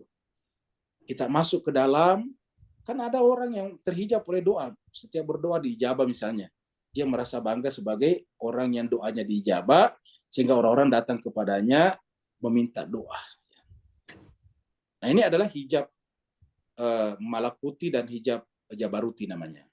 Nah kita harus angkat ini, yang dikatakan tadi Bu Samsa. Nah apa yang kita saksikan? Dia. Nah ketika niat kita melakukan perjalanan rohani, namanya sair suluk, niat kita tadi seperti dikatakan Al-Quran, yaitu mardot. Dalam surat yang kita baca tadi di sini, ini adalah semata-mata ibtigha'a wajhi rabbi, kan ini. Ibtigha'a wajhi rabbi. Kan yang kita cari bukan alam malakuti, bukan alam jabaruti, tapi ibtigha'a wajhi rabbi. Atau di ayat tadi adalah mardatillah. Dan ini berkaitan dengan surat Al-Baqarah yang kita lewati, berkenaan dengan Sayyidina Ali bin Abi Thalib atau Imam Ali ketika tidur menggantikan Nabi, itu juga disebutkan seperti itu ya. Kalau kita lihat di sini. Kita lihat surat Al-Baqarah ya. Itu adalah, kita mundur ke belakang.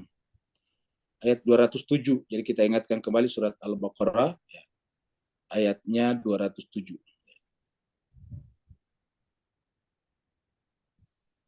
207 ini dia ya. Wa minan nasi may yashri nafsau ibtigha'a mardatillah. Nah, siapa lagi yang paling tinggi jemaah sekalian daripada Imam Ali? Semua tarekat, semua aliran rohani di dalam Islam, di Sunni ataupun di Syiah, bahkan di Ibadi, itu selalu pasti ujungnya siapa? Imam Ali. Dan ini adalah dianggap sebagai asbabun nuzul tentang Imam Ali ketika tanpa alasan apapun tiba-tiba mengatakan ya saja kepada Rasulullah, kepada maulanya, disuruh menggantikannya di tempat tidur, sehingga diceritakan wa minan nasi may yashri nafsahu. Di antara manusia ada yang benar-benar menjual dirinya, mengorbankan dirinya di tempat Nabi. Ibtigha'a mardatillah, itu dia. Inilah yang kita paling tinggi.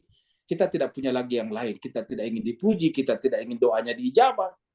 Persoalan dijabah doa bukan urusan kita, tidak boleh menjadi tujuan kita. Itu Allah punya urusan. Yang kita cari apa? Ibtigha'a mardatillah, atau tadi wa tasbitan min anfusihim, memperkuat jiwa kita saja. Nah, jadi saya kira inilah yang dikatakan tadi Bu Samsa dan terkait dengan irfan kita. Jadi jawabannya benar. Jadi marilah kita di dalam melakukan perjalanan sa'i dan suluk ini, dalam perjalanan kita nanti Bapak sekalian, banyak hal-hal yang menurut orang awam itu sesuatu yang luar biasa. Tetapi bagi orang yang mencari ibtigha'a mardatillah tidak luar biasa. Kenapa? Tidak ada apa-apanya itu dibanding dengan Allah. Kalau air berubah jadi emas, ya tidak ada apa-apanya dibanding Allah. Sekalian, buat apa kita kagum dengan emas jadi air jadi emas? Enggak ada apa-apanya Pak sekalian. Ya. Air jadi emas, seandainya kita berdoa, air jadi emas, yang enggak ada apa-apanya Pak sekalian. Itu kan benda. Ya. Jadi jangan sampai kita terpukau dengan kemampuan-kemampuan rohani kita, terpukau dengan kemampuan rohani kita itu menjadi hijab malakuti dan jabaruti namanya, yang tadi disebutkan Ibu Samsa dengan hijab nurani, cahaya menghijabi kita. Karena namanya alam jabarut kan cahaya, alam cahaya. Baik, Bapak sekalian, ada lagi kalau sebelum kita tutup? Terima kasih banyak Bu Samsa yang telah mengajukan pertanyaan. Ya. Assalamualaikum. Waalaikumsalam, silakan Pak Kamal. Ya, sama-sama Pak Bu Samsa. Mohon Ustaz ulas sedikit tentang ayat apa? Ud'u ila sabili rabbika wal ma'yusati. Mohon ulas sedikit tentang bil hikmah Ustaz. Syukran Ustaz, afwan. Baik, Pak Ustaz, terima kasih banyak, Kamal, ini menarik karena ini bagian daripada pembahasan kita tadi tentang hikmah Bapak Ibu sekalian. Tadi ayat 269 itu juga yang ditanyakan Bu Samsa tentang yu'til hikmata may yasha wa may yu'tal hikmata faqad utiya khairan katsira. Jadi hikmah itu adalah ketika kita mencapai tingkat ibtigha'a mardatillah, seperti tadi kita tidak terhijab lagi oleh hijab nurani sekalipun. Jadi, nah bagaimana dengan surat An-Nahl ini, surat yang berkenaan dengan ud'u ila rabbika ila sabili rabbika bil hikmah ini ada 125. Surat An-Nahl ayat 125. Surat An-Nahl ini surat 16 ayatnya 125. Uda'u, ya, ajaklah, serulah siapa? Manusia.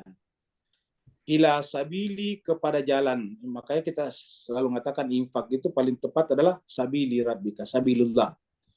Maka selalu dikatakan alladzina yunfikuna fi sabilillah. Ila sabili rabbika, ajaklah manusia di sekitar kamu menuju kepada jalan Tuhanmu. Inilah yang paling baik. Bil hikmah, dengan hikmah. Apa itu dengan hikmah tadi? Yaitu kita sendiri satu, ya. Kita sampaikan dulu tentang hikmah di sini, pengertiannya bertingkat-tingkat. Tingkatan yang paling awam dengan arif, dengan bijaksana, dengan akhlakul karimah, dengan contoh yang baik. Satu. Yang kedua, pengertian yang lebih dalam, bil hikmah itu adalah niat kita mengajak mereka adalah agar yang bersangkutan bisa mengangkat hijab-hijabnya untuk sampai kepada ibtigha amardhatillah atau ibtigha wajhi rabbih. Sehingga tidak ada kepentingan lain.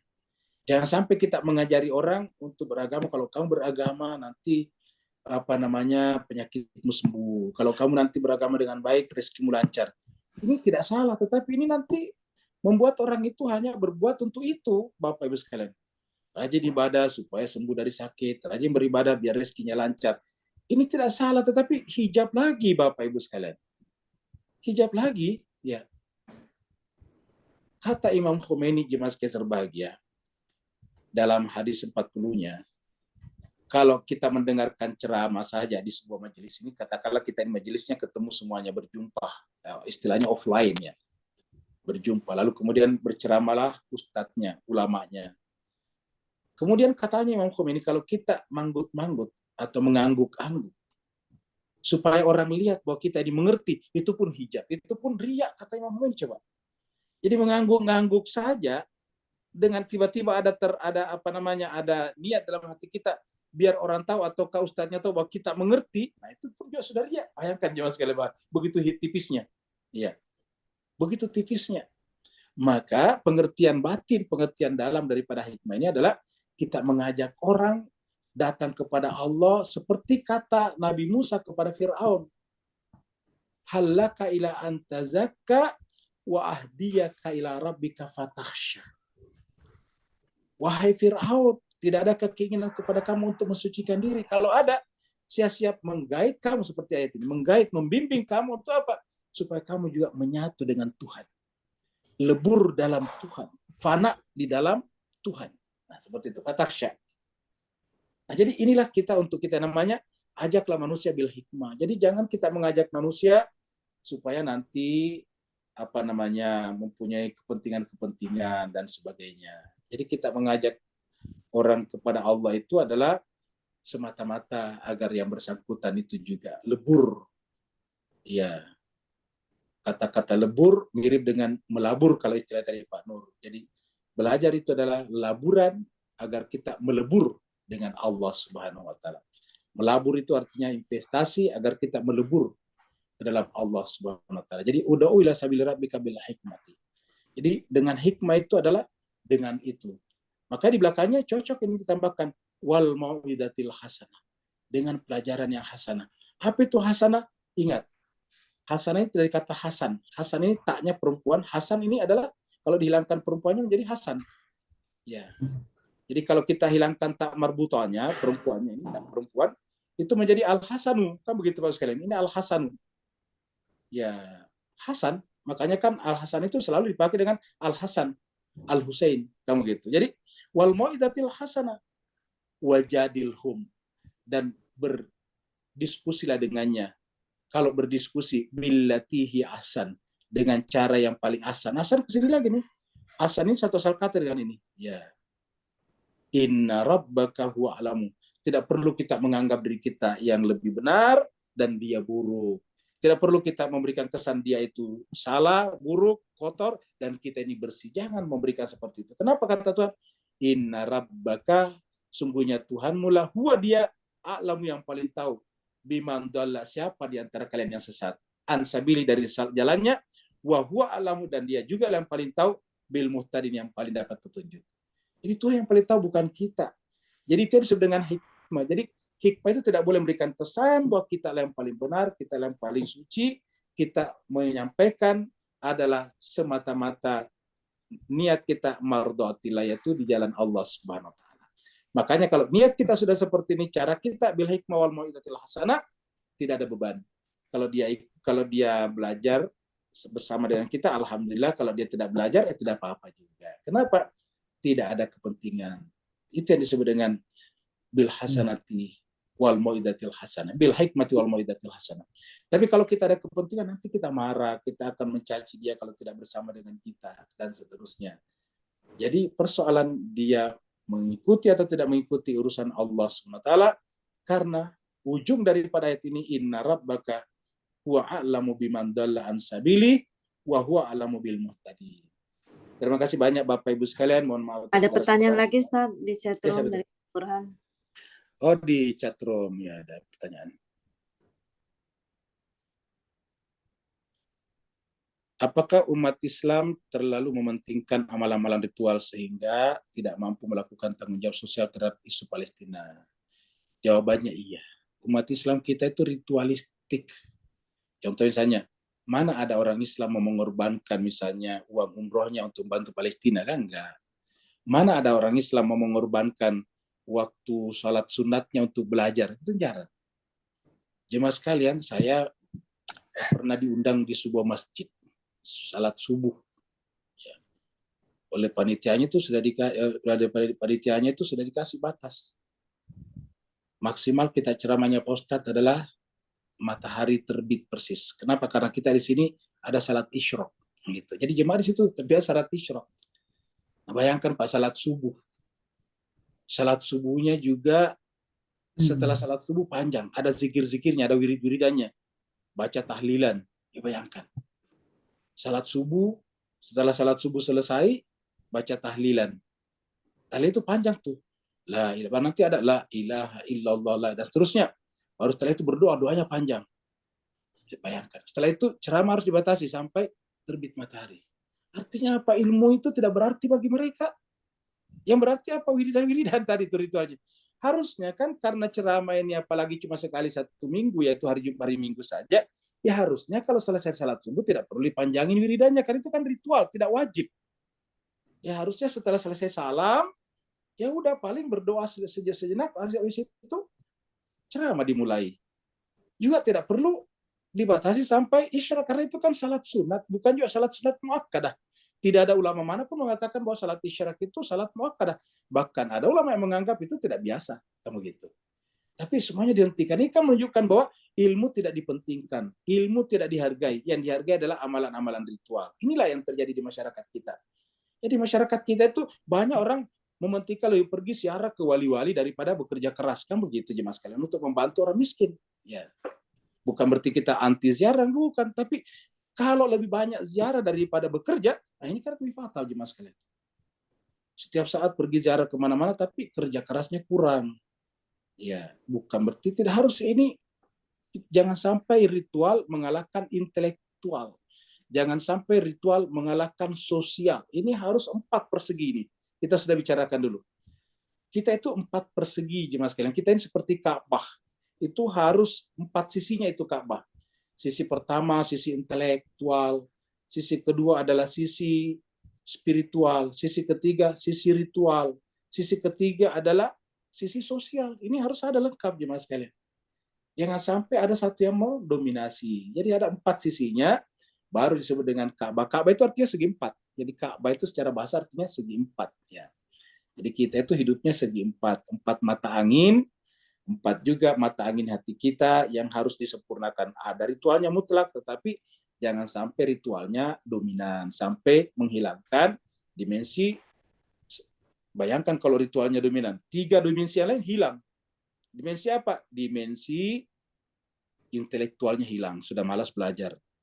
Saya Pak Ustadz nggak usah belajar, cukup, saya sudah cukup salat saja. Nah, memang salat penting, tapi kan kalau tidak mau belajar, ayat pertama turun Iqra, bukan salat.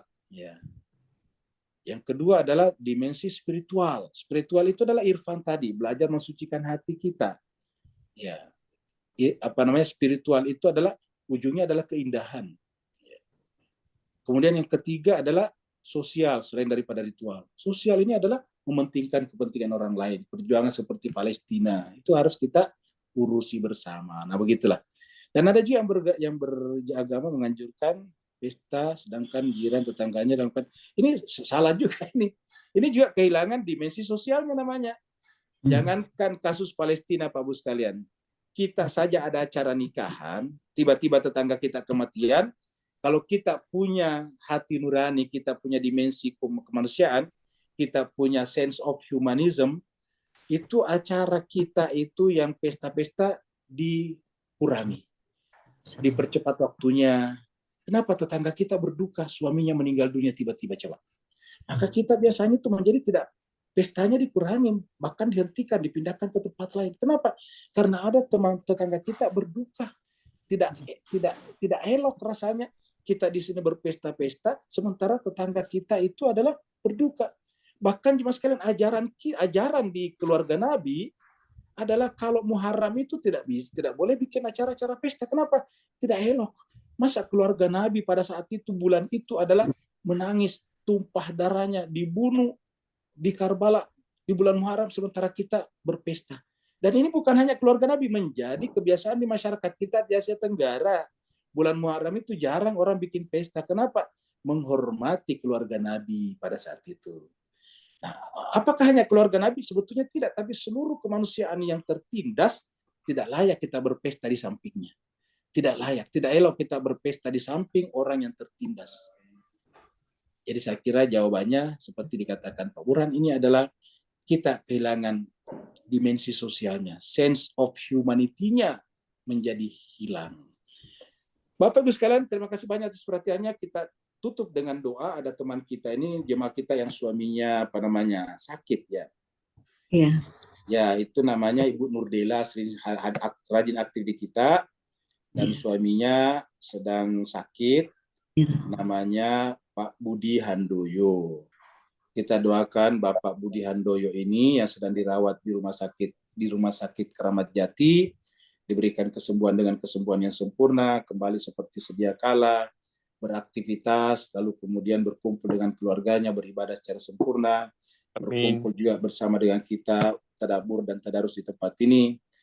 Dan kita doakan dengan keberkahan Al-Quran, Al-Fatihah, dan manusia suci lainnya, Allah berikan kesembuhan dengan kesembuhan yang sempurna, ala hadiniyah, wali kulli niyatin salihah, bihaqqi Muhammadin wa ali Muhammad, wa bihaqqil Fatihah, wa bisirril Fatihah, wa bikaramatil Fatihah, wa bimu'jizatil Fatihah.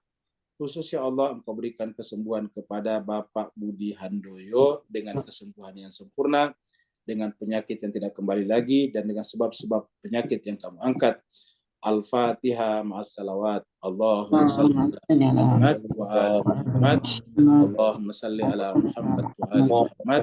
Allahumma salli ala Muhammad wa ali Muhammad wa ajil farajah sahih. A'udzubillahi minasyaitonir rajim. Bismillahirrahmanirrahim. Alhamdulillahirabbil alamin. Ar-Rahmanir-Rahim. Maliki yaumiddin. Iyyaka na'budu wa iyyaka nasta'in. Ihdinas siratal mustaqim. Siratal ladzina an'amta 'alaihim ghairil maghdubi 'alaihim waladdallin. Amin. Wa'alaikum wassalamualaikum warahmatullahi taala wabarakatuh. Waalaikumsalam. Waalaikumsalam. Warahmatullahi wabarakatuh. Selamat malam. Waalaikumsalam warahmatullahi Ya, sama-sama Bu Ayu. Terima kasih Pak Ustadz. Bu Ayu. Assalamualaikum semuanya. Bu Helan, selamat berjumpa lagi di Kuala Lumpur. Terima kasih Ustadz. Terima kasih. Ya, sama-sama. Sama-sama. Sehat. Terima kasih Pak Ustadz. Assalamualaikum. Waalaikumsalam warahmatullahi wabarakatuh. Assalamualaikum ya Ustaz, syukran. Waalaikumsalam.